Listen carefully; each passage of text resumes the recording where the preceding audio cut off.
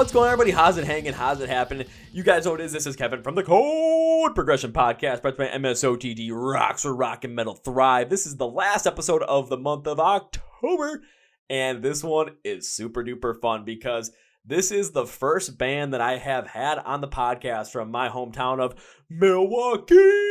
Light it up, light it up. So this band recently, at the beginning, or actually more like middle-ish, of October, played a show in Oshkosh, Wisconsin. Yes, they were one of the opening bands, the band that went on before the headliner that night, which was Beartooth. Yep, they got in that gig with their, and the best way to describe it is their loud, unapologetically in your face and soaked in beer, post-hardcore style music. There's a bunch of hard rock and metalcore mixed in there, and it is fantastic. So why not get into them with us? So please welcome the guys from the band American Bandit. Are you ready? Because I totally am. So let's go. Yeah. Well, ladies and gentlemen, boys and girls, listeners of the Chord Progression Podcast. This one is a very exciting one for me because this is the first band that I get to interview that is from my hometown, from Milwaukee. That's why I got the Milwaukee shirt on. None of that, but these guys, they hit it big the previous week before we shot this because they got to open up for Beartooth at their Oshkosh drive-in. So please welcome the guys from American Bandit. So guys, welcome to the Chord Progression Podcast. Thank you, dude. It's good to be here. Thanks for having us, man. How's everything going in a different part of Milwaukee? It's going pretty good. Probably the same as your part of Milwaukee, but we just got together for band practice today and we talked about some stuff. So it worked out good that today worked for you to do this. Yeah, I've been trying to do as much as I can with this stuff, especially with, of course, COVID happening. I'm like, okay, what can we do to just like amp this up even more? I'm like, let's just start talking even more bands. Let's do this twice a week kind of thing. And it's just the fact that because my friends were sending stuff of you guys' music to me that I knew from high school. I was like, okay, let me actually check these guys out because these guys always give me credible stuff. I'm like, okay, I listened to it, checked out that I saw you guys were open up for Beartooth, and I listened. I'm just like, I knew a couple of bands that were vying for that spot, and that you guys beat them. So I'm like, was it deserving enough? I listened to one song, and this was literally me. Yep. Oh, yeah, thank you, dude. Yeah, thank you. So, yeah, we were excited for that. I'll say before we jump into it, though, just so that everyone gets to know who you guys are, let's do some quick introductions. I want you to know what your guys' names are, what you do in the band, and I'm always all about this, and it always messes up people because it's always fun. We're going to go all like welcome week of college, like a freshman orientation. I want to know a little fun fact about each of you guys. However, I want it to be the wackiest thing you can think of. I've heard people give me some of the craziest stuff. Nothing has beat every one of a different band from St. Louis. Each guy gave me their Tinder bio, and it was absolutely hilarious. So if you guys can top that, go for it. Oh, God. We're going to start with Alec. Start down here. Yeah. I'm Alec. I play guitar and sing a bit in the band. Wacky fact. I really like Grey's Anatomy. There you go. That is a wacky fact. I don't know many guys that like Grey's Anatomy. I said it. That's your wacky That's fact. my wacky fact, dude. Mind fucking blown. All right. Go ahead. I'm Luke. I play bass, and I've shit my pants in probably 9 different states. Okay, that might be a top tier one easily. Yeah. I'm gonna sound really lame after the poop one. But I'm Nick. I do vocals in American Bandit, and I guess I'm gonna piggyback off Alec with the TV one. But for all of 2020, I've been incredibly obsessed with Love Island. With Love Island? With Love Island, I've watched all of Australia and the UK. I just finished the US season. What the fuck is Love Island? It's reality TV, dude. It's just a bunch of hot people in a villa. Oh, And all they the just time. No, he So, doesn't. They can't have He talks about it all the time. I guess I don't hear that would this. be maybe not wacky, but maybe something you wouldn't expect. But I just binged the shit out of it with my girlfriend like since February. Definitely not something I would expect at all. But hey, if it works, it works. I'll just say that. Well, I'm Ryan. I play drums in the band, and I don't know how to compete with Wacky after Luke's. I've not shit myself in any other state but Wisconsin, so let's go with that. Alrighty, so we've definitely got a big poop thing going on, especially with Luke on that end. But what you should, if that's the case, you check out. There's this app that my friend ended up getting me on. It's like this poop tracker thing, and her and I are in a competition to see who poops more. Nice. That's what's What up. what's your wacky fact? Oh, my wacky fact. Let's see. There was last year when I was in Amsterdam, the amount of free drinks and amount of free laughing gas that I consumed in one night probably could have killed a horse. Nice. All right, that's up there with the food. Yeah, it's good. I was like, I probably could come up with a bunch more, but I'm like, that's the first thing that came to my head. I'm like, I still remember doing that last year, so yeah, I'm going with it. Mine was Love Island, so It makes sense, but enough with the wacky facts. Let's jump right into the music. And the big thing that happened, you guys, in October was the fact you got to open up for Beartooth during their drive-in live show in Oshkosh, Wisconsin. So I want to know, because I knew a couple bands that were vying for that position. What was it like, trying to get on that bill and then ultimately becoming the opener for Beartooth that night? I guess honestly, I was just scrolling through Facebook and I had seen the post and I was like, oh shit, that'd be kind of cool. So I threw our name in there and then I hit up the band and was like, hey, we should put our names in these comments and just like reach out to like our friends and our fans and just ask them to help us out because it'd be cool to play a show. And then all of a sudden it just started, like we got a lot of comments right away. So I emailed the venue and was like, hey, I noticed like our band's getting a lot. I just want to make sure, here's all of our info. And then they emailed us back and we're like, yeah, we just have to send it over to Beartooth's management and they'll go from there. And then a couple days later, of nothing, we started getting our set ready just in case. And then they emailed us back and we're like, yeah, you guys are good to go. So it was just like that. Just quick as all hell and just anything you can do. Plus, Very quick. It was quick. I'll say two things. One is it's really good that you guys were working on that set before you even got it, because you're kind of like, okay, if we do get it, then we're already going to be prepared for it going forward. So it's not going to be something where like we get it and all of a sudden you're going to have this whole entire, oh shit, what the fuck are we going to do moment. Like you're already planning this out and you're probably already about 20-30% of the way fully figured out exactly what you want to do by the time you got that email. Secondly, it just proves the power of not only your fan base, power of social media as well, because I've seen a lot of bands, especially this year, that are emerging in the scene today, really use that social media power to not only get their music heard by more people, but get their stuff just kind of out there and they get a little bit more of a prominence going to them. Like you guys getting on the Beartooth bill, like a band that I work with, Kingdom Collapse, their song Uprise was like a number one song in Octane for 2 straight weeks, and it was all because of their fan group just constantly requesting it. And there's a lot of bands that are on Octane right now, a lot of the more emerging ones. Then that's the reason why they're on there, because they just keep getting requests. Any Given Sin is a huge one. Saul is a huge one right now as well. So yeah, it really does work. Yeah. Our friends Archers out in Madison just got on Octane too, like in the last couple of days from the same thing. Just social media, people just blasting on Twitter, play the song, play the song, play the song. So people eventually listen, which is awesome. Eventually they'll listen, and the fact of the matter is, like, the more requests you get, again, it's just the more chances of you have to get to the ears of people, because Archer was probably up for that. I know the Veer Union was up for that bill as well for Beartooth, but ultimately they go with American Bandit. Yeah. Oh yeah. And a band called Falling Flat too that we got to hang out with all day. That was really cool.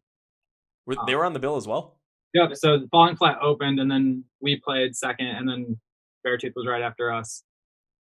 All right, now I got to ask this question, because what was it like that day of, okay, you got to go up to Oshkosh, you're going to be playing live once again in front of a good amount of people, but it's going to be completely different because everyone's going to be kind of like a drive-in movie. So right. What was that whole entire experience like? Because I haven't done the drive-in concert yet. I wanted to go to that show. However, I did have an interview with someone from Australia that night, and a bunch of my friends, I told them I wanted to go to the show and I'd pay for the ticket. I just wanted them to come down and see it with me because I didn't want to get stuck with $80 per ticket, because I have gotten burnt like that before.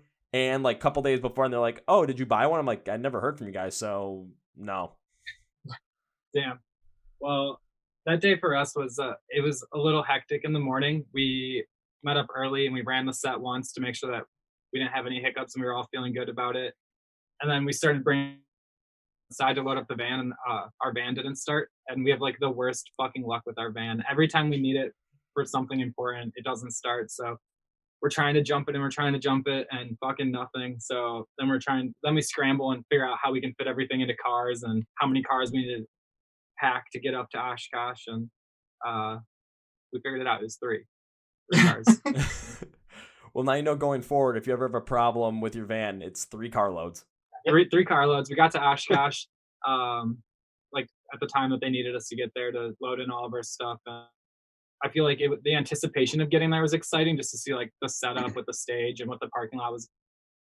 And then it was pretty anticlimactic because we just sat behind the stage and drank beers for a few hours anyways and hung out. But actually seeing like the cars come in and line up, and like everybody was in their own little parking spot with their space around it. So it was a really interesting way to see a show put on. I thought it was really cool. It was nice to see some live music, even like aside from us playing. I really wanted to go to the show anyways because Beartooth puts on a sick show, and if that's the only show that we were going to be able to see this year, I was like, fuck, I definitely need to be there. Yeah, totally understandable. But one thing, it's just because I was always curious about with, especially from like you guys being on stage from your perspective, with the cars coming in with everyone kind of in their own little like square that they had to stay in, there's the groups that they were in having to stay in that square. Was there a different energy that you guys felt versus a show before COVID when everyone just kind of jammed into a room together? I would say yes. Like it still felt good to be on stage, and it's nice to interact with people, but there's something about like a sweaty little club with everybody just like shoulder to shoulder and jumping around that you definitely cannot recreate with over 300 cars in a parking lot. Yeah, that was very absent. Yeah.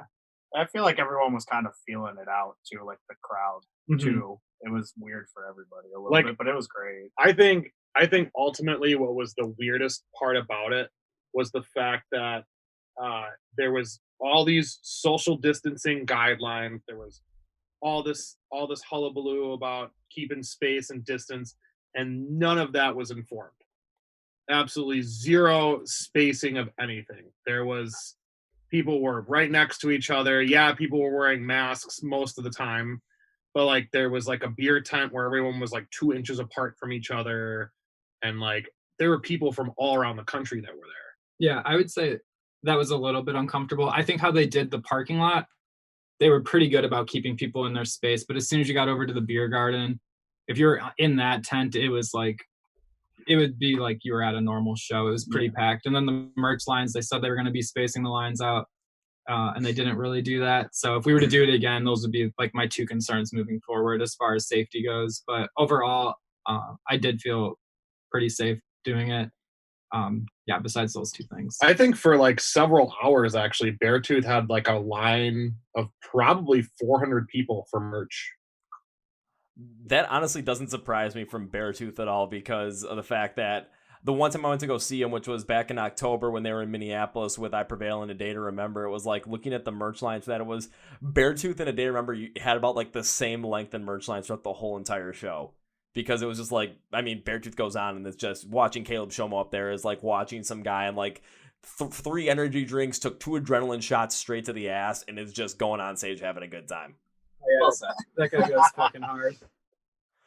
But the reason why I was curious about the whole entire like setup of it was just because for myself, like I'm used to going to shows at the Rave or X-Ray Arcade, like, you know, everyone packed in together. All of a sudden mosh pits are going on and I'm like, ooh, I must go there, and just kind of traverse myself there and just get knocked around. So for me, I was always curious to see what the feel was going to be like when everyone's kind of in their, like in a driving, like in their own little spot. You can't really go outside of that. You can't really be close to people, especially with a band like Beartooth and with your guys' sound as well, especially when the harder stuff comes in. Everyone's going to, like people like myself, we're going to want to start a mosh, but we're going to want to just start smashing into each other, having a great time like we always did. So it's just going to be kind of weird where it's like, we must resist the urge. Yeah, there was definitely people like head banging and jumping around, but they really were staying. Like you could mosh and like push mosh, I guess, with whatever 3 other people you could fit in your car.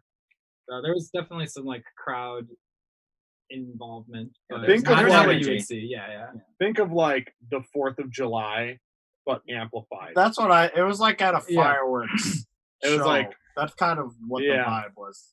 That's a good way to put it. Yeah. It was kind of like, Ooh, interesting. I kind of get behind that actually, just because it's something different where it's just like, you know, going down 4th of July, everyone's kind of together but still kind of spaced out, especially like in Milwaukee, you're watching the fireworks downtown at Veterans Park. Everyone's got their spots, but everyone's kind of spread out the same time as well.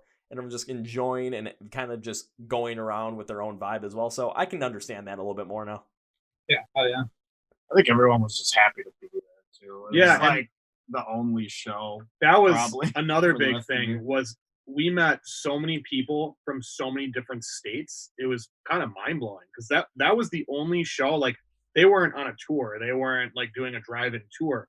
They were literally there to play one show, and that was the only show within a several 100-mile radius of people, and they wanted to get out, and that's why it sold out, was because that's, you know, we miss that. You know, people need that. And me and a buddy of mine who we brought to the show for photos, we were talking on the way home, and he almost started crying on the way home. He was like, dude, I forgot how much I needed live music in my life, because as of February, like when the shutdown started happening, we were on tour. And like 2 weeks later, when we got home from tour, like everything shut down. Like, we were lucky to squeeze that little leg in before we, you know, put the lid on the fucking can there. And Nick and I were both super sick. We were in St. Louis, I remember, and I literally was like, I was throwing up for like 2 hours before we played. And then we ended up playing the last night, and then we just went in the van. We couldn't handle it. We were just like dying. We thought we had, like, we're still convinced that we had COVID, and we didn't know. I didn't know what COVID was when we were. No, nobody knew what it was at the time. And then no one knew at that point. Right. This is like, you know, literally like a pandemic, and that everything got shut down. Like, toilet paper was disappearing, and, you know, it is just nuts. People were buying bidets and fucking going crazy. It definitely was a weird time, and I kind of attest to what your buddy was saying, just kind of like that emotional attachment and feeling to live music as well. I've talked about a number of times with previous guests on the podcast. There's a band called AVAT that I will have released their episode just before your guys's, and I talked to them about it as well, where just there's this huge emotional connection that everyone has to not only the bands but to the crowd as well, where it's just everyone has a sense of community, the sense of family, and ever since COVID hit, we completely missed that. And I remember before COVID hit, like, I went to like 4 or 5 shows between late January and early March, and I'm like, I'm loving this. This is going to be like 2019 all over again, where I go to shows like every single weekend. Then all of a sudden the shutdown happens, and it's just there's a void that needs to be filled, just because that sense of like just having fun and just everyone together in the same sense of like a community aspect where nothing else matters except for the music that's going on right now. And just, we all may connect to the music differently, but the fact that we connect to it and have a positive reaction to it, that's enough to connect everybody. Because I've seen 2 shows since the shutdown happened, small ones, one up in Green Bay, one up in the middle of bumfuck nowhere, like 40 miles west of Wausau. And it was just bands that I've had on the podcast before, wanted to support them, wanted to see them play live. And it's a lot different. It just doesn't feel like the same at all anymore. Yeah, I would imagine that it like almost feels just like super weird to be there. We got asked probably like mid quarantine, like July or something, to come up and play in Green Bay at the SV2, like when everyone thought things were getting better. And we were like really weighing on the decision, and we just decided not to, because it just didn't make sense at the time. It isn't right. Like, what we did was totally different, because, you know, we were really trying to abide by the guidelines of being safe, but also being in an environment where people could have a good time. And then I see tons of bands and stuff posting pictures, or people who are attending shows still, where they're in like mosh pits and they're not wearing masks. And like, to me, that's very disrespectful, because I've been in the music scene for over a decade.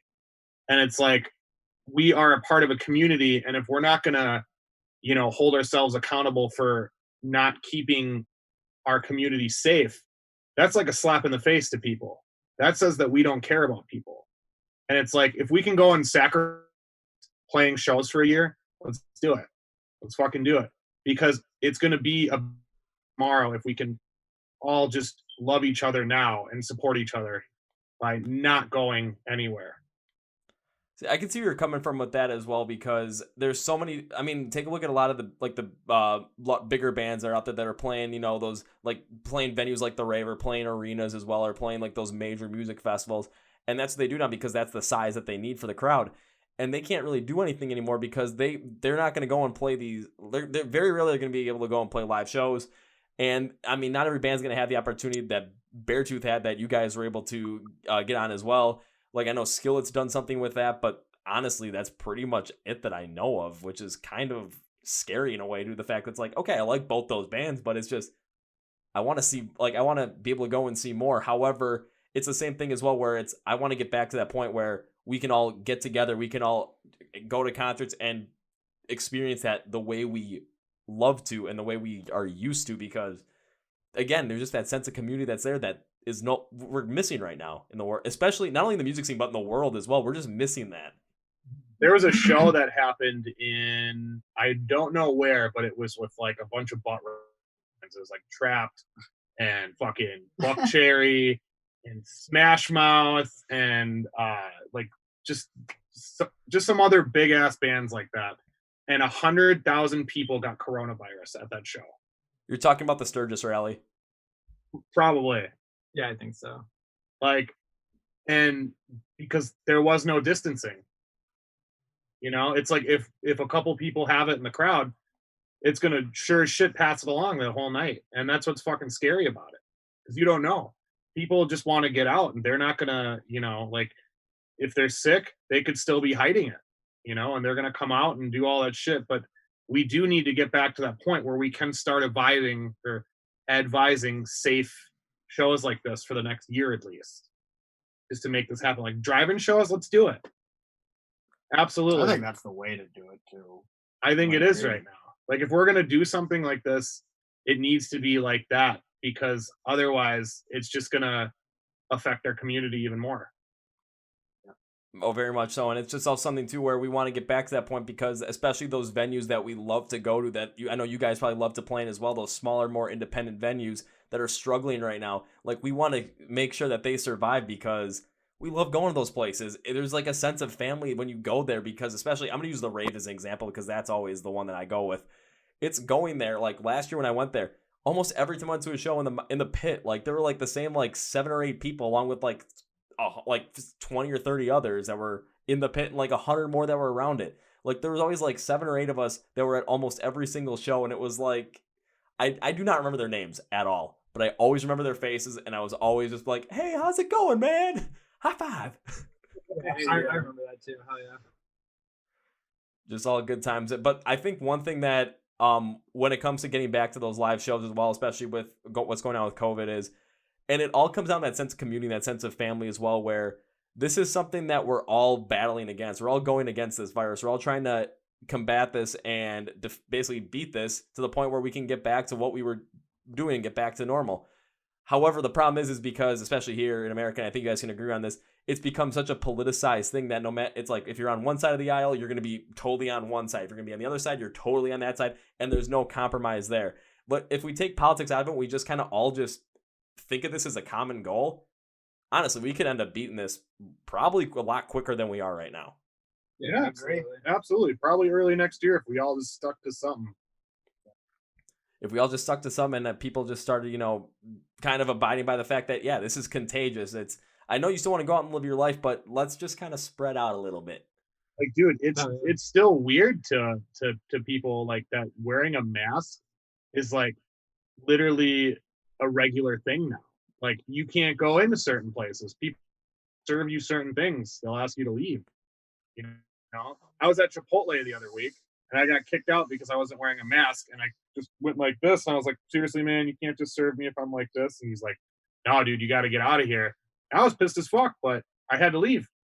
And this is like something that we have to do now. And, you know, if America can wear a fucking mask, you know, that might not solve all of our problems, but it's just the respectful thing to do to everyone around you. It's kind of like, let's just start with something that let's start with something that we can, again, the virus, it's something that we all got to deal with. So let's all come together and let's focus on fighting against that. Because when we focus on fighting against something all together, we're freaking unstoppable with that. 100%. And then all of a sudden we're going to be, and then next year we can get back to live shows, and I can get back to getting hurt in mosh pits again and enjoying life once again. It just life is not the same as it used to be, and it's just kind of sad, but we're getting stronger, we're adapting, we're doing it. And that's what's crazy to think, is that, you know, like we're just keep on keeping on. Well, that's the key as well, just because, again, this is a completely different time than any other time any of us have ever experienced in our lifetimes. So it's not just us sitting back saying, Oh, and I can see you guys are not doing this well, where you're not sitting back thinking, oh, woe is me, I'm just waiting for this to get back to normal and get done. No, you're actively trying to do something in order to make sure that your band continues to grow and continues to succeed. Like you released that, God, what was the single that you released this year so far?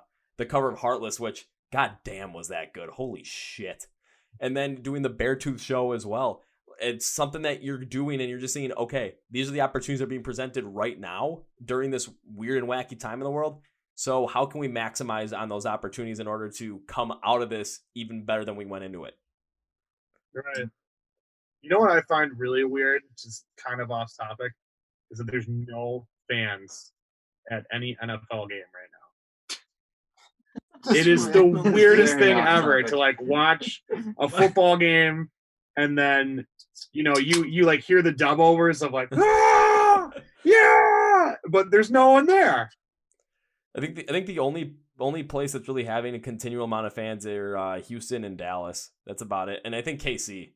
But otherwise, like most places are pretty much shut down. I know they Packers had said something like, "Oh, we're not going to do anything until November because of the COVID spikes." However, their next home game isn't until November 1st anyway, so cool. Yeah. It's kind of like, oh, why'd you guys even say that? It's just like, just wait till later. Just give us 2 weeks notice. That's basically it. Right. But it is kind of weird. But it's like, can you imagine if it was like doing like live stream concerts as well, where all of a sudden it's like after the song's over, you hear like the dubbed over, just like yeah. It's like, well, this just doesn't make any sense.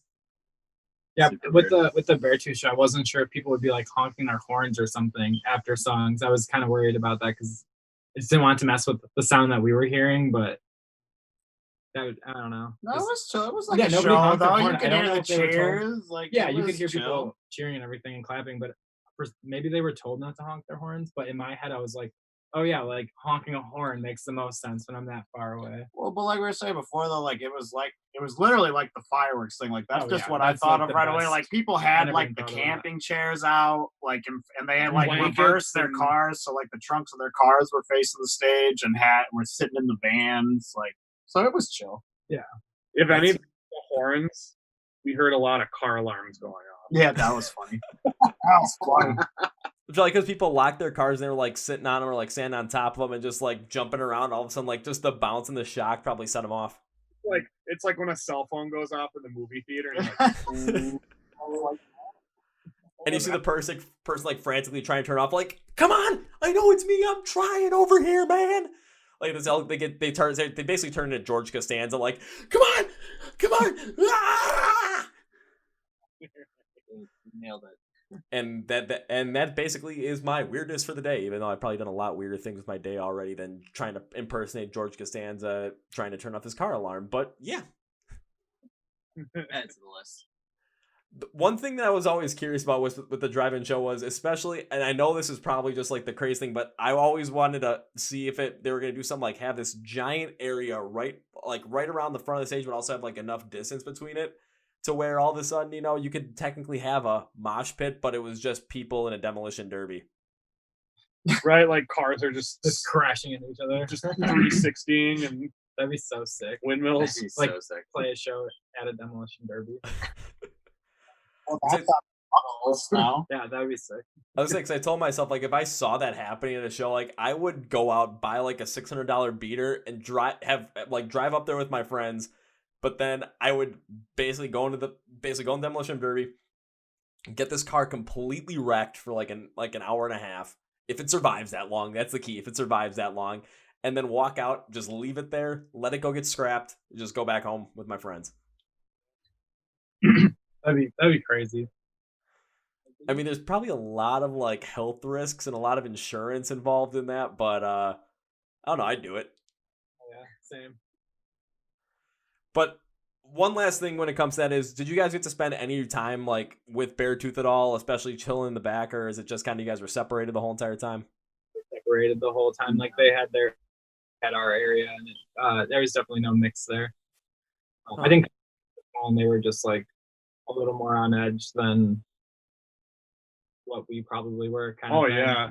Like if you think about it, because they're not even close to here, and like we're known right now as like the Yeah, what are we, number 2? Yeah, we're Number 2 or number 1? we're like Worst cases or something the like coronavirus right now. Yeah, they said normally like they hang and it's like a party around the stage, but they just can't do it this time. They don't want to risk it. I think they were kind of putting their feelers out too to see how the whole thing went, so that maybe they could do more, whether it's like a mini tour or like a weekend or just like more drive-in type shows too. that. Well, it was like an experiment. yeah, it literally. I was mean, an like we experiment. they didn't know if it was gonna work. Nobody knew if it was gonna Right. work. The only other band that I've ever seen in the last like 6 months that has done like a drive-in show is like Metallica. Born And of Osiris just did one in Chicago They did too. the day before the Beartooth show. Yeah. Matt, I haven't No. seen like anything going on with that kind of stuff. So yeah, that was like an experiment, like a super experiment. You know, like everyone's kind of starting out trying to do that, especially now. But then, of course, as if they keep doing it, but as the time goes on, especially because we're in October right now, come November, December, January, February, up here we're not gonna see shit. It's not happening up here. You have to go to like out in the desert or California or down south or something to see anything like that. Yeah, and then it's gonna be a bunch of people traveling again. And it's just like, maybe not the best idea right now. But oh well, that's just the way it goes, I guess. I'm still hoping to maybe see one more show this year at some point, but then again, like my hopes are not really all that high, just due to the fact that, especially with Wisconsin right now, where I think as of the day we were shooting this, I think we're like 4th overall in total cases per each state. However, per capita right now, I think we're the leader. Yeah, I think so too. I wouldn't be surprised. I don't know, but by the time this comes out, hopefully we're not the leader anymore. But I don't know. Yeah, definitely not a race we want to win. No, that's a race I'm definitely fine with coming in dead last. But I don't. I mean, if we're 4th right now and overall and 1st in per capita, ooh, Yeah, that's a bad look. I can just see this is not the best. it's a show. Mm-hmm. But one other thing I really wanted to ask you guys about is not only just like the whole entire Bear thing, but also your music as well. Because after I got it sent to me, like I was listening to it and I just saw the like little bio that you guys had, loud, unapologetic, in your face, and soaked in beer, post-hardcore. I'm like, okay, when I'm thinking of post-hardcore, I'm definitely not thinking loud, unapologetic, in your face, and soaked in beer. And then after listening to it, I'm like, okay, this is definitely something that has that like post-hardcore construction to it. However, there definitely is that loud, unapologetic, in your face, soaked in beer factor. A lot more of like a hard rock mix and metalcore mix in there as well. So what was the inspiration behind coming up with the sound that you have? I'm gonna let Alec take that one. Yeah, I mean, we all came up in like the late 2000s, early 2010s, Yeah, like Under Oath, yeah, Atherley Dying, Yeah. like a lot of metalcore was huge back then. Maybe it still is, I don't know. But we all came up in metalcore, and when post-hardcore was booming, Warped Tour, a lot of those bands. But we also, I mean, at least for me personally, I love hard rock, classic rock. So it just kind of comes from mixing those two, I guess. Kind of like the vibe and groove of like 70s stuff with the anger Right. of the metalcore and everything. Yeah, it's really just the shit that we listened to growing up. Like, Yeah. I was in like 6th grade, just obsessed with like Hawthorne Heights and From First to Last and like all of those kinds of bands. So I feel Every like time that I just die. every time I die, I feel like we just kind of carried that into like when we started making music together. Like that's the shit that we liked and that resonated with us. So it's just us making our version of that, I guess. And it's what we like to hear. I mean, I think we're absolutely. just kind of making what we want to hear. And then regarding the bio, that why it's blended so nicely together like that is our friend Mike Holloway wrote it. Bio, like the loud, unapologetically in your face. He was just that was our friend's interpretation of us, and we're like, that is nail on the head, Spot dude. on. So if for whatever reason Mike sees this, thank you, Mike. Hopefully Mike sees this, because I mean it is a really good interpretation of the whole entire thing, because when you do have that post-hardcore sound there, but then you mix it with more of that hard rock influence, more of that metalcore influence in there, especially with the unclean vocals when you bring them in there, and you have the heaviness on the instrumentation throughout those parts. However, you still have that more construction style in terms of how each note is hit, how many times you hit it within a certain measure. that's pretty much post-hardcore right there and there, but it's just a great mixture to see how that all blends together and how you guys understand how to make that sound so hard yet not have like that classic metalcore just like straight up rapidness, like constant double tap on the bass drum. Even though I absolutely love that, like hearing that on your guys' sound as well, it just on a much more like post-hardcore construction style with that heaviness to it, it's something that is absolutely incredible. Thank you. And especially like if people listen to that cover you did a Heartless, like that thing, at first I'm like, holy shit, this like that. I had to look it up to see that it was a cover, and all of a sudden I'm like, there's no fucking way. Like this sounds like so much different than anything. And I looked it up. I looked up the regular song. I'm like, huh, yeah, this is definitely a case where the cover is a lot fucking better. Thank you, dude. That cover was, at least the way I remember the cover coming together, was like one band practice day. Alec and Luke couldn't make it, so Ryan and I were just hanging out, and Ryan was like, we should just cover a song, and we didn't know what song we should cover. And Ryan opened up YouTube, and Heartless by The Weeknd was just the ones on the main screen, and you were just like, I don't know, dude, let's just fucking cover this song. So he just pulled it up, and we jammed it, and we're like, yeah, that'd be cool. And he just kind of like put the outline together, and we threw the vocals together, and we brought it to these guys, and they're like, oh yeah, that'd be kind of cool. And then we just put it together. And I was kind of yeah, I wasn't that excited about it.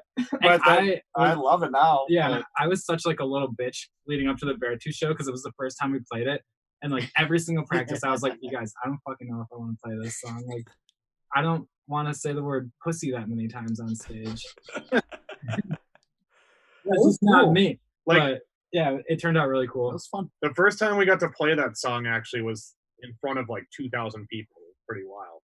Like, other than that, it was just like we didn't really even have any intention of playing it until like shows started popping up again. I didn't ever want to play it. I just thought it was something fun to put together and like fun for us to do, and then we played it, and now I love it. Now I just can get into it, and it was a lot of fun to play. But yeah, that song was just something we put together on a whim, or that cover was something we put together on a whim. But sometimes when you put something together, just like when inspiration strikes you, it's just like, oh, let's cover something, and you just pick something at random, and then it's like you completely turn it around and give it more of a, I don't know what it was, but especially with like more hard rock and metal music, metalcore, rock, post-hardcore, I don't know what it is about it for me personally, but what it ends up doing is it's just kind of just that harder emotion just kind of resonates more with, let's just say, like more of that rock and metal crowd. It's just the emotion that is connected to it resonates more with those fans, especially myself as well. So when you listen to like more like a pop song or a hip hop song, it just doesn't connect with us in a certain way. However, when you guys took Heartless and you completely changed it to have your sound in there as well, it just has this, I don't know what it is, but it's like it's loud in your face, but it's like a Donkey Kong in Super Smash Bros. Punch, where it's like it's winding up and then all of a sudden it just hits you. Oh yeah, I love that. That's an awesome way to put it. I absolutely agree. Oh yeah.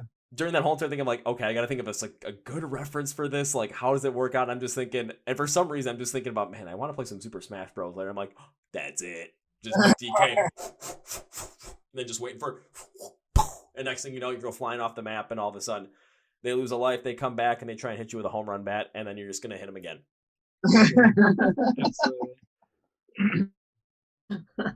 Or, kind of want and I've got you guys, like, after this, you're probably, instead of practicing, you're probably just going to play a couple hours of Super Smash Bros. And just end up seeing who kills each other first. Right, smoke a bowl and play Mario Kart or something instead. Yeah, that's not a bad idea. I mean, I remember back in college, we did the whole entire Don't Drink and Drive Mario Kart game. Have you ever played that one? You gotta pull over when you take your drink and then go. Yeah, That's fucking awesome. Yeah, it's hard. It's not fun. What we'd always do is like we would always just right when it'd start, we would just like for a couple of us, what we'd always do is like, okay, 3, 2, 1, and then the green light would go, and then everyone would take off. I would still be sitting there, and I just take the whole entire beer, just slam it, and then take off, because that the rubber band factor in that game is so great. Where all of a sudden, like by lap 3, I was already back in second place. Oh yeah, that's the key. That makes sense. I would do it that way too. Shit, I just gave away my whole entire strategy on that one on a podcast. Alrighty, Max, Christian, Luke, Sam, if you guys are listening to this, yeah, don't steal my shit, please. I had to shout out my friends for college for that one because I just don't want to steal my crap. I don't blame you. Because they'll use it against me sometime soon. Yeah, don't do any competitions with them anytime soon. No, I'll just stick with playing Smash Bros with them, and constantly it's like, okay, every time they pick like their main characters, I always get pissed at me. It's like, all right, pick your best character, and all of a sudden, Kevin, you don't do that. I'm like, what the hell, man? It's like we can't stop you when you're Link. I always pick Pikachu. That's my guy. That's always my like after they tell me don't pick Link and I pick Pikachu and they're just like, shit. Yeah. Isn't that the one where you just grab us and then Oh, throw yeah, off you grab the them. map Yeah, every yeah. fucking time? Yeah, They grab them, you just put them on your back, you shock them, they just go flying backwards. yeah, that's the best. Kirby's my guy because he can float. I'll say the new one, they've just got like so many freaking characters. I was like, I don't know what the hell to do with these guys anymore. 70-something characters. I haven't played anything past Melee. Dude, it's crazy. Was Brawl past Melee, or was it Yeah. Brawl and then Melee? It was the original, then Melee, then Brawl, then they did like Super Smash Bros. Ultimate, and they just keep it. They're basically treating Super Smash Bros. Ultimate like Grand Theft Auto 5. Sure, just like updates and shit. Pretty much, yeah. Last time I was over at my friend's house playing it, I was super pissed because he's like, I got all the characters except for one. I'm like, oh, okay, no big deal. The one character he didn't have, I was pissing. Like, I've always wanted to play Smash Bros. With this character. It was my first time ever playing with it, and he didn't fucking have the download. Yeah, which character was it? Banjo-Kazooie. Oh, what? Oh, wait, boy. what? That would be awesome. No Such a way, boy. Banjo-Kazooie's on fucking... Banjo-Kazooie's awesome. That'd be sick. That's cool. Yeah, they added Banjo like in like December of last year, and I wanted to play with him so damn bad because that was always my favorite game growing up as a kid. Like I've played the original game. I usually play it once a year and try and beat like my best time, like speedrun it, but like without glitching anything. And this year I was pissed because I died like halfway through and I had to restart a level. I'm like, that's gonna kill me by like 20-30 minutes. Shit. Like, I definitely have your copy of that Really? on N64. I don't have it on 64 anymore though, so I'll just move it. I do not have the N64 anymore. That system was like the system to have, man. Best one, Yeah, in my opinion. But oh well, I mean, mine's still sitting back here somewhere. It's all like that's why I'm like, if I'm playing Smash Bros, I'm playing the old stuff, but I can't. But it's like there's times I'm like, you know what? I'm not as good as I used to be. I'm not as good as I was when I was like 8, and that's all I do. yeah, same. I mean, there's more important things to do right now, like talk to the emerging bands in the scene. Oh yeah, I just did my own little plug right there. How about that? What other bands have you talked to? So recently, like the bigger ones I've been able to talk to as of recent, I've talked to Blacktop Mojo. I did something with both Awake at Last and No Resolve where I released the episode the day before they released a new single. So I've done that with them.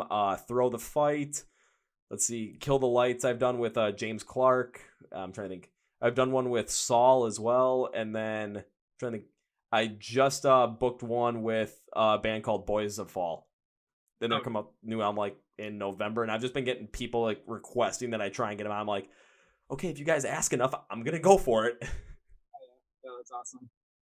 So- There's another around here. Have you heard of After Our Animals? They're from Milwaukee. No, I haven't. The only other there's only one other real Milwaukee band that I know of, and I might try and get them on, but I can't think of their name off the top of my head right now. It's gonna kill me. And I'm looking at because I know it's probably on your These Fading Visions. Oh yeah. Those guys are super nice too. But I would check them out and check out After Our Animals if you're looking for like other up and coming Milwaukee bands. They're both really sick. I might have to. Because I've seen These Fading Visions once before, back like 3 years ago. Because my ex-girlfriend was friends with their lead singer, so we went to a show one time.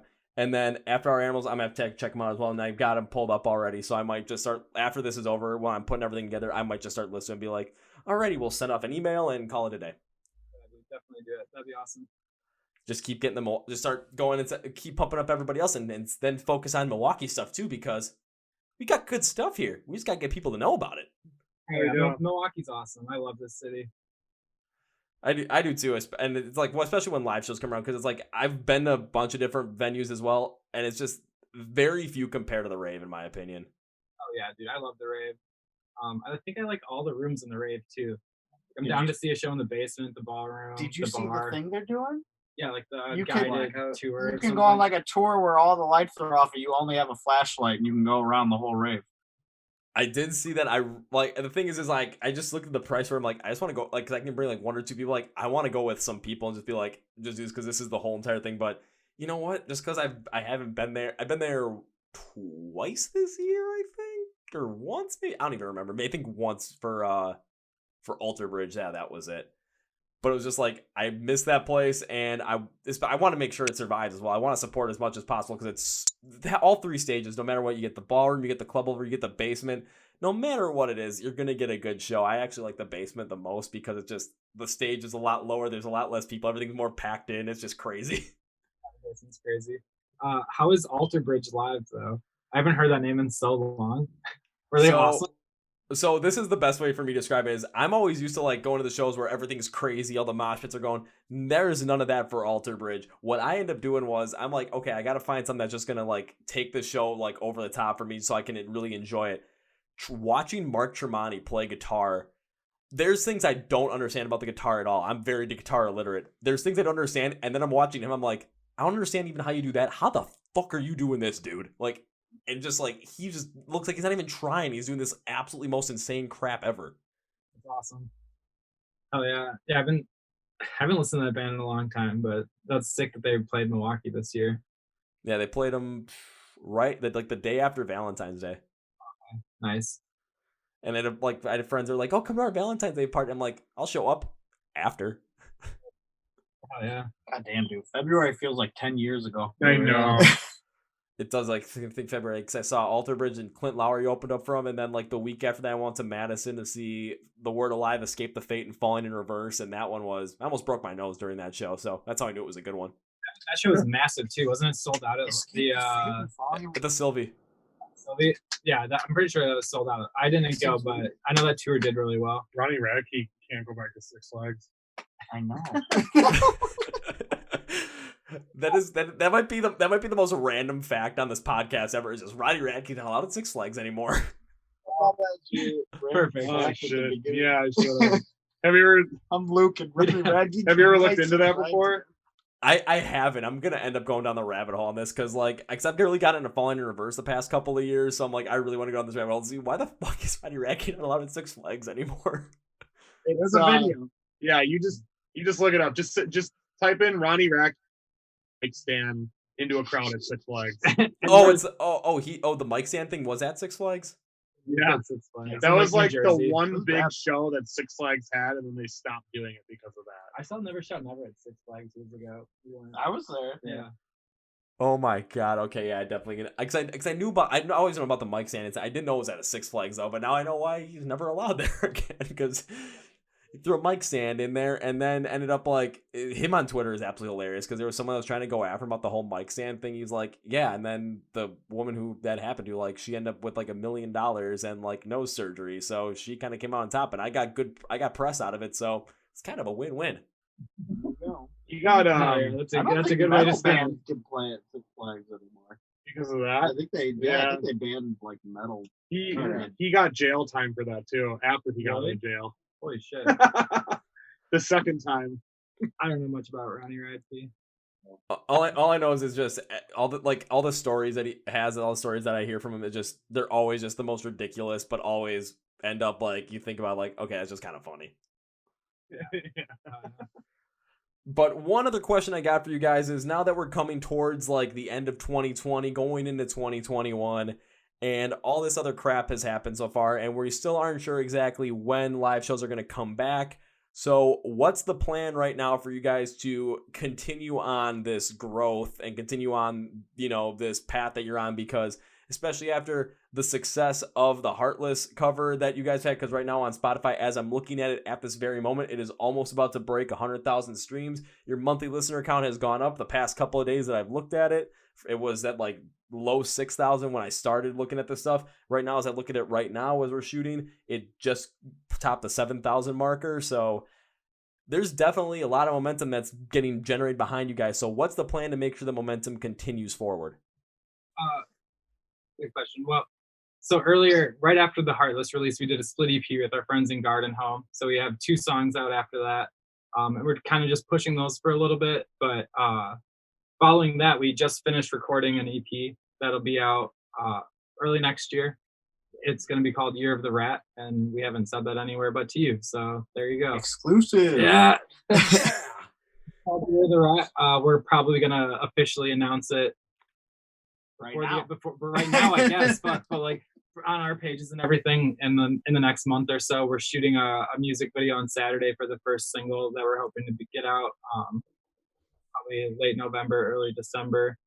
And then we're just going to kind of try to play the content game since we don't know when shows are going to be back around. So we've been brainstorming ways that we can get creative with posting more than just pictures, whether it's like live session videos, because we have multiple nice studios that we can play in. And then, yeah, just kind of like amp up this EP and roll out a single or two. And we're working on a merch store too, because a lot of people since the Beartooth show have been asking where they can get our merch online, and that's something that we've just kind of been dragging our ass on. So we've been talking about that a lot today, actually, getting designs together and ideas, and so we have a lot of plans, I'd say, but definitely heavily focusing on social media and content to just keep building this momentum, because we're feeling it too and we're excited about it. That makes a lot of sense, especially because, yeah, we don't know when live shows are going to come back. So make sure that, especially with the fact that everyone's kind of still, as we're getting closer to the colder months and you guys be releasing this, like early 2021, when it's cold outside, people are going to be inside. They're going to be constantly looking for new stuff, especially if we can't really go out, and do the kind of fun stuff that we normally do in winter. They're going to be on their phones a lot. They're going to be on their computers a lot. They're going to be online a lot. They're going to be looking for new things. So if you guys are able to provide them with a lot of new content, and it doesn't always have to be like that picture perfect stuff. It doesn't always have to be the perfect picture. It doesn't always have to be like the perfect post. It can be something incredibly wacky, because I did a preview, like a really like weird preview video for one of the podcasts I did with a band called Ego Kill Talent. And what I did was I took the intro to Shrek, and when he's in the outhouse, and then when he breaks open the door, and then that's when Smash Mouth's All Star starts playing, what I did was I took that audio out and I put in one of their songs, and then over Shrek's face I put their logo on it, and it's just like it doesn't really make any sense. It's just wacky, but I got a lot of positive response off it just because it's just like, this is kind of funny. So yeah, that's awesome. Yeah, that's the exact route. Maybe not with Shrek, but that's the same route. We're just trying to really buckle down on content. It's basically, it's just like, you can do that perfect stuff, you can do that perfect post, you can do that perfect stuff, but don't rule out being wacky and creative, because that can also do you wonders. I totally agree. Absolutely. And consistency. Oh yeah, consistency is a huge thing. You don't want to post like 5 times in one day and then like not post again for like the next 3. You want to have that consistent flow going on, so that people can always, or people are kind of like, can kind of like have that like little like, notification every time you post them that's just like, ooh, phone, boom, see what's up. Yeah, absolutely. So that's our plan moving forward through COVID, I guess. Hopefully another show opportunity like the Beartooth one pops up when the weather is nicer, or maybe something will take us to some warmer weather while it gets cold in the Midwest, but who knows, I guess. I was like, I've been hearing June potentially. Yeah, right. Shit could possibly maybe get back to normal. I did see actually today, I think it was this morning, a festival got announced over by Eau Claire for next year. Yeah, Rockfest. Yeah, with like that Bad Flower and like Snoop Dogg's playing it and shit. Like, I would love to get in touch with whoever that is and tell my mom that I'm playing a festival with Snoop Dogg. Well, I think they're still looking for some people as well, because I was looking at the lineup as well. I'm kind of got a little bit of an inside track there with some of the bands, because there's about 6 or 7 of them that I have interviewed. And one of my plans is I'm going there. I'm getting like a smaller Winnebago. I'm taking it out there. And not only am I going to be like just like camping out, having a good time watching shows, but all the bands I've talked to, I want to speak to them live for like 10, 15 minutes, have the Winnebago stocked with beer, water, Gatorade, whatever the hell you guys want. So everyone comes by, stops by 10, 15 minutes. We do a little record session like this while we're drinking beer, having a Gatorade. I don't know what the hell, just whatever you guys want, and just enjoy. So like kind of like have like the, like basically have the, like the fun interview. Yeah, dude. Well, who knows? Maybe we'll be one of those bands. I'm gonna try to look into it, because I'd love to get out there and play that. Oh, definitely do, because I was gonna go this year as well, but of course, damn you, COVID. But there's there's so much going on there too. And I'm glad that they announced something, because even though we don't know what to expect going into next year, just having that out there just inspires hope, and hope is an incredibly powerful thing. Dude, they announced Riot Fest for next year already too, so I like bought my tickets for that right away so that I have something to hope for next year. I'm like, please let me see My Chemical Romance in 2021 in Chicago. That's my light at the end of this tunnel. That's where I'm a little like concerned with Riot Fest, is because for me it's just, do I buy the 3-day pass or do I try and get the 1-day ticket for when My Chem is there? It all depends upon it if and when Rise Against is playing. Okay, well, I would skip literally any band, or I would skip Rise Against to see any band. I think was what I was gonna say. Rise Against is all right, but they always are at Summerfest, dude. Fuck Riot Fest. You'll see them at Summerfest like every other year. Go see My Chemical Romance, and I would buy the 3-day ticket. That's what I've been telling everybody. Because worst case scenario, you sell the 3-day ticket, someone's gonna pay up the ass to go see My Chemical Romance. So you'll at least make your money back. That's true. That's actually a good way to put it, honestly. But I want to see both. But it's just like, basically, it's like, if the reason why I said the 1-day or the 3-day is because if I get the 1-day, like if Rise Against is playing the same day as My Chem's gonna be the headliner for sure, and they're gonna be the only one playing at that time. So I want to know if I can hit both in one day, or I gotta know if I want to get the 3-day pass so I can hit so I can hit them both, because Rise Against my favorite band. I don't want to miss them. That's fair. When I was in 8th grade, I actually saw Rise Against and My Chemical Romance play the same. They were on tour together, and they played Milwaukee at the Riverside or the Pabst Theater or something. It was the Red Jumpsuit Apparatus, Rise Against, and then My Chemical Romance on the black. Oh my god!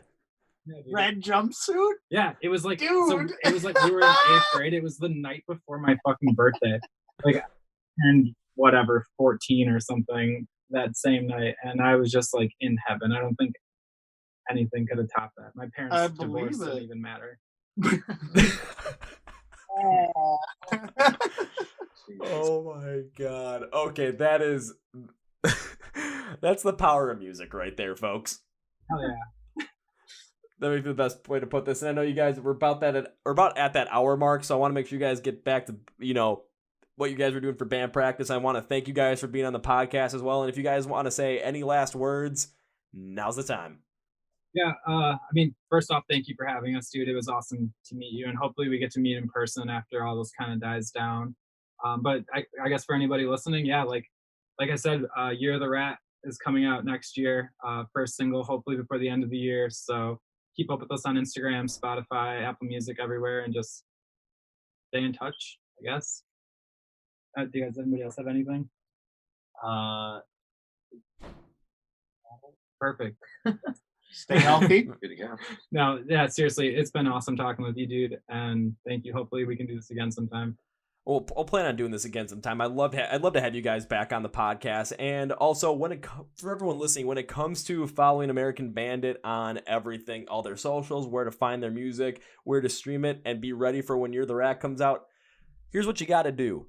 You got to look at the description of this podcast, whether it's on YouTube, Spotify, Apple Podcasts, Google Play, iHeart Radio, because I'm going to have all the links there for you. I'm going to make it as easy as possible. You guys got no excuse. And when their merch store drops, you want to know what they're going to do? They're going to email me with the link or let me know that it's up. I'm going to find the link and I'm going to edit the descriptions of those episodes. So if it's out after the episode comes out, boom, the link will be there. It'll make it easy. Guys, trust me. It's going to be easy as hell to find these guys. I'm making it happen. Thank you.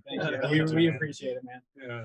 You're welcome, guys. And once all this shit calms down and we're able to get back to live shows, and when you guys are playing a show here at home, just send me a message, send me an email. Just let me know when it's happening, because sometimes some things slip through the cracks on me because of all the shit I'm trying to do. So just let me know, and I'm going to make it a point to be there. Really do. Thank you so much. And once mosh pits come back, you're going to be like, who the hell just got hurt in the pit? Who lost a shoe? Who broke a nose? And you're going to already know it's going to be me. We'll keep an eye out. Alrighty, awesome. Well, guys, have a great rest of your night, and I can't end this with a goodbye because we're already making plans to potentially to do another one sometime in the future and to see you guys live. So it's not goodbye. This is going to be see you later. Absolutely. Whoa, folks. That was my interview with the band American Bandit out of Milwaukee. Light it up. I want to thank them for being on the podcast. It was incredible with them on here, and man, I can't wait for live shows to come back because I'm going to be seeing these guys a lot. Whether it's at X-Trade Arcade, the Miramar, hopefully they get to the rave, and hopefully they just keep expanding their reach. And when their new EP comes out at some point during the beginning of 2021, Year of the Rat, you guys are going to know about it, because as long as you're following us, we're going to be posting about it because we want you guys to get in with this band now. So that's me for me today, guys. Thank you for watching and for listening. You guys know who it is. This is Kevin from the Chord Progression Podcast. Brought to you by MSOTD Rocks, where rock and metal thrive. And you guys know how I end every single one of these episodes of the Big, Healthy, and Hearty. See ya!